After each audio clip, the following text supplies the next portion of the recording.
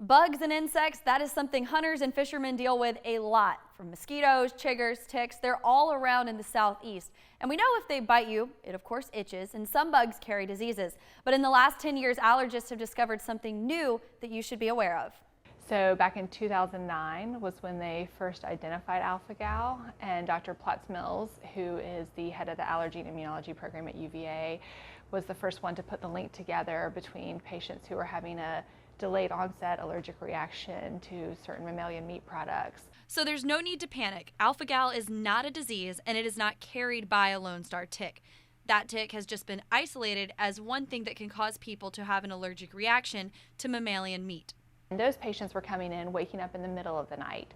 So 2 a.m., 3 a.m. waking up with hives, and it had been hours since their last meal. Why is this a topic on Hunt, Hook, and Cook? Well, guess what? Outdoorsmen, we're around ticks, and it is hot here in the south, which makes it a hotbed for the number of ticks. Most commonly we see this in the southeastern United States, and it's partially because the Lone Star tick.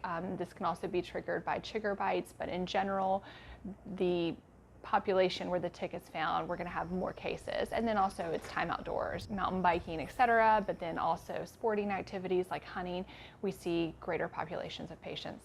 If you are susceptible to this allergic reaction and notice symptoms after a tick bite or eating red meat, just visit a board-certified allergist.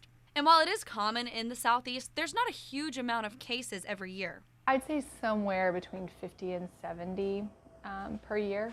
Those who do experience this reaction should not eat red meat, and that includes some wild game.